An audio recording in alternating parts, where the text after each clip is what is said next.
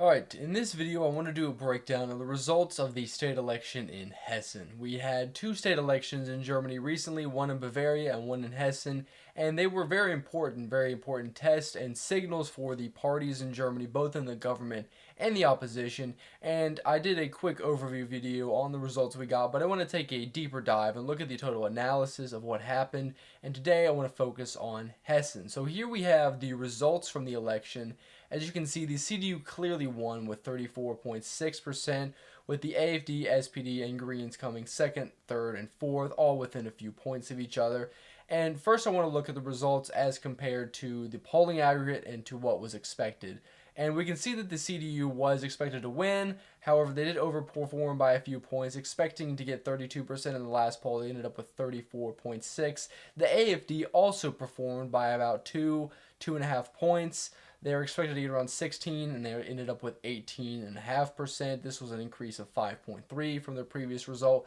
And interestingly enough, both the Greens and the SPD, both the center-left parties, underperformed the polling expectations. The polling aggregates, they were both at around 16%, and the SPD fell to just above 15, with the Greens right below it. The FDP managed to make it into the parliament again with exactly 5% of the vote, and the left party, like expected, fell to below 5%, getting only 3.1% of the vote. So in line, the polling was pretty similar to what actually happened. However, the two right-wing parties, the more right-wing AFD and the center-right CDU, both overperformed by about 1.5 to 2 points each.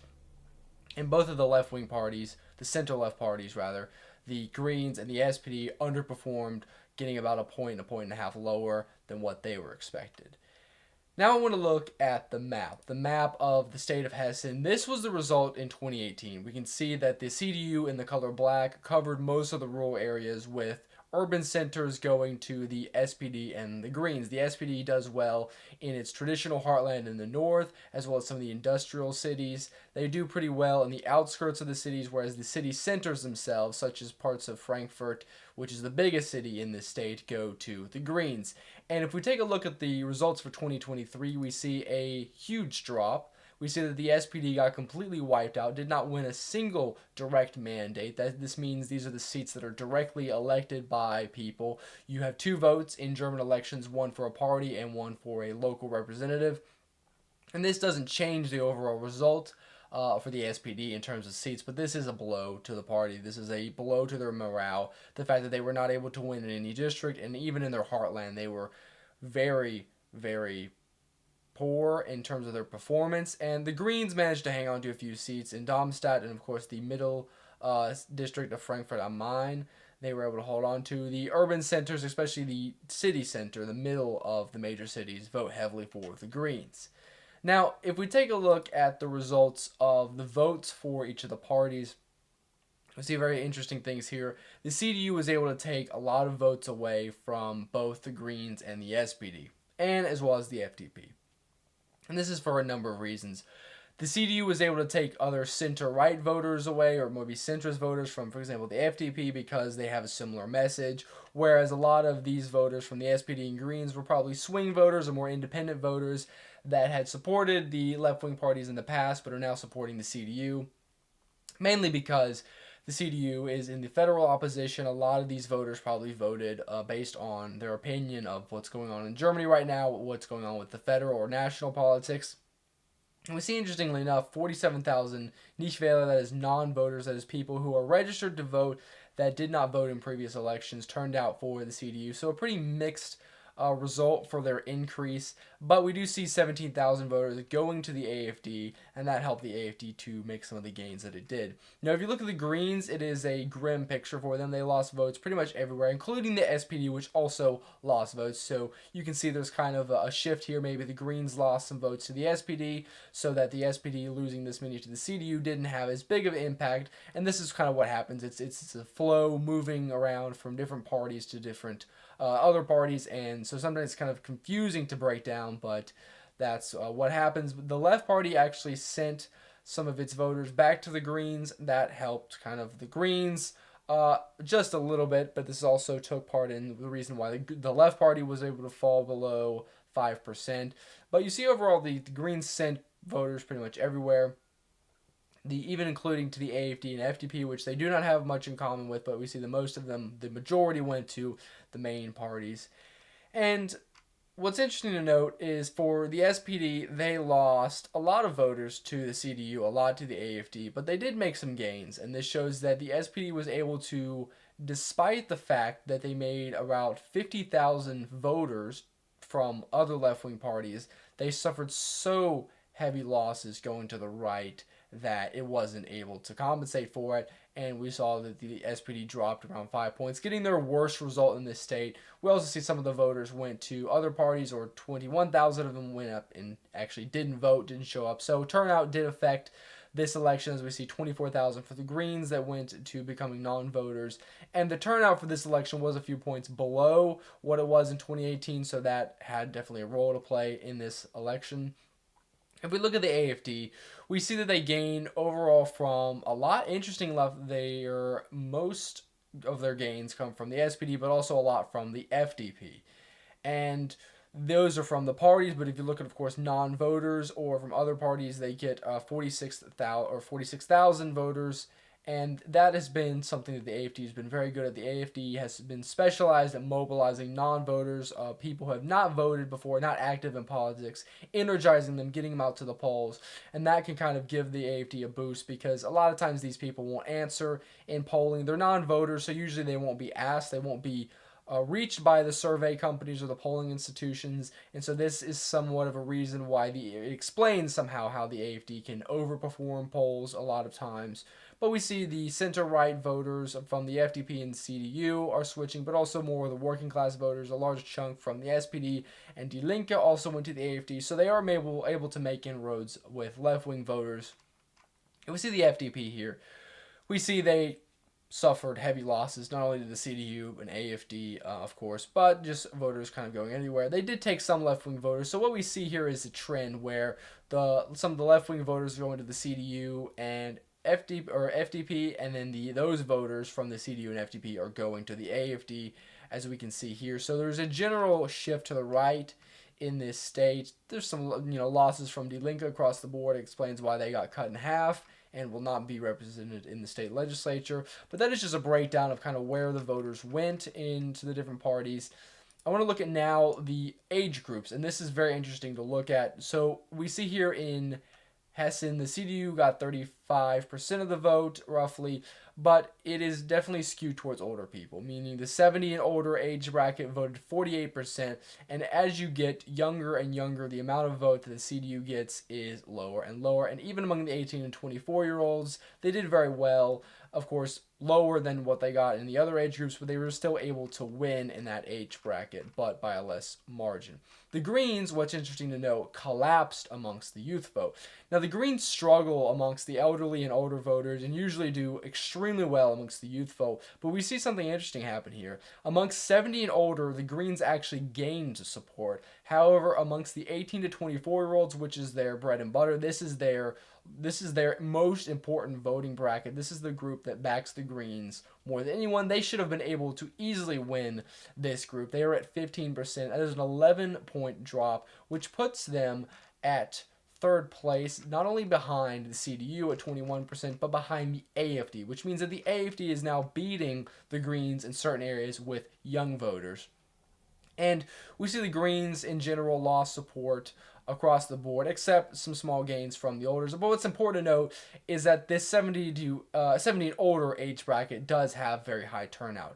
So this +1 does carry a lot more weight than this -11, but even then it ended up being a -5. A decent hit for the Greens in terms of support. The SPD has an interesting graph here. We can see that initially amongst younger voters, they have higher support than the middle-aged voters, and then it starts to go up towards the more older voters. This is something that is interesting. The SPD has lost a lot of support amongst working-class voters, the 25 to 55-year-olds to the AFD. There's still a lot of young people, younger left-wing people that support them, and the Greens have lost a lot of momentum. So the SPD is still able to get decent results amongst the young, but we see the SPD, just like the CDU, the traditional older parties, have a lot of their support in the 70 and older bracket. Also, the 60 to 70 bracket, they are performing above average, and every other group they're performing below average. But we saw the SPD suffer losses across the board and ended up with -5. Now, the AFD has a very interesting chart. The AFD actually is the one where the bump is in the middle. The AFD starts off pretty average or low with younger voters and goes increasingly higher to the middle range amongst, working age, especially working age males, and then completely collapses once they cross over the 60-65 mark. And this is actually interesting because this has been the case. However, before, the AFD had actually done a lot less than average amongst the youth voters. And we see this is the change that happened here. The AFD did not increase their vote at all amongst the 70 and older vote, and they increased it slightly amongst the 40 to 60-year-old voters, probably people that are parents or grandparents, but amongst the youth vote, and especially the kind of 20 to 30-year-old, the college going, and people that are entering the workforce, they increased by around 8 points. This means that the AFD's message is resonating with younger people, and this is something we see with other right-wing populist parties, such as the Freedom Party of Austria in of course, Austria, and Marine Le Pen's National Rally in France. That the more right wing populist nationalist right has a much stronger appeal amongst the youth than the center right. And we see the FDP is similar, has stronger youth support, but they sustained losses across the board. Other than that, it's pretty much similar outside of the outlier with the younger voters. The left party in Eastern Germany does very well with older voters. However, in Western Germany, it is the opposite because of historical reasons. But nonetheless, we see that the left party collapsed across the board. And the free voters did not make it into the state legislature, but they did make some gains across different voting groups and were able to reach about 3.5, 4%. They might be able to enter state politics or even federal politics in Germany and become strong with their support in Bavaria, but that is yet to be seen. And this is interesting. This is the votes for first-time voters, and we see, of course, a lot of these are going to be younger voters and maybe tend towards left-wing parties or more liberal parties, and that is somewhat the case. However, the CDU and the AFD were able to win first and second here. AFD and CDU, of course, below average, but nonetheless holding their positions. The FDP did a lot better here, along with Die Linke. The SPD and Greens were pretty much in line with what they got on the federal or on the state level, the average, rather. Now, if you look at the youth vote, of course, the percentage of that the right-wing parties got was a lot lower. However, we see that they are still first and second. That the AFD was average and the CDU was a lot low average, but they're still first and second. We see the Greens in third, the SPD in a fourth place position here, with the left party and FDP gaining. And if you look at this, this is the chart that really shows how the CDU was able to win this election. This is the 70 and older, and of course, there might not be as many 70 and older people as there are young people. I'm not sure about the exact numbers, but what's important to note is turnout. And so the turnout among 70 and older people is a lot higher than the 18 to 24-year-olds, and that is why this bracket is arguably the most important bracket. And we see the CDU holding a huge lead over the SPD, the Greens, and the AFD trailing even the SPD down at about 10%. And this allowed the CDU to win their 35-point victory on the state election, and that's basically what was the reason for it. And lastly, I want to take a look at this chart here. This shows the state elections from the beginning, from 1946 until now. And this is every state election that happened. These bars show the percentage of seats that the parties have held in the state legislature. And we see an interesting trend here. We see definitely that the SPD and the CDU, the two major parties, are losing ground. The CDU has not lost as much, but we see the SPD here. They have lost a lot of support. They used to go from holding even an absolute majority to being in the high 40s in terms of their seats to being at around 17% of the seats. So they are now practically becoming irrelevant in the state's politics. The Greens have become an important player in the state, going up and down. They're still going to be important on the state politics. The AFD here has only been in the state legislature for 5 years, since 2018, but they've managed to make some improvements. The CDU, of course, this is, historically speaking, maybe not a great result, but compared to the other parties, definitely a huge victory. But what is important to note, if you look at where this bar sits, where the black and blue together are, this is, in 2023, this is the most right-wing state legislature Hessen has ever elected, because the support that the objective right wing parties, that is the CDU and the AFD, are higher. They have a higher percentage of seats in the state legislature than they have at any other time in the state's history. And even if you add the FDP on it and say maybe a center right or a centrist, a right of center government, even with that, it is the highest it's ever been in the state's history. And the left wing parties have totally collapsed. The Die Linke, the left wing populist, more far left party, has been taken out, and both the SPD and Greens suffer losses. But if you look at it from a historical perspective, you can truly see just how powerful the SPD used to be and how in a relevant, pretty much, position they are. They are still, of course, a major party. They are still, control a lot of the cities, city councils. They will still be competitive in this state for years. They might even be able to win the governor position in the future. I'm not saying that that's out of the question. However, they used to be not only competitive and one of the dominant parties, they used to be the dominant party in the 60s. They used to run the state unopposed as the only party, as the majority party in the state legislature.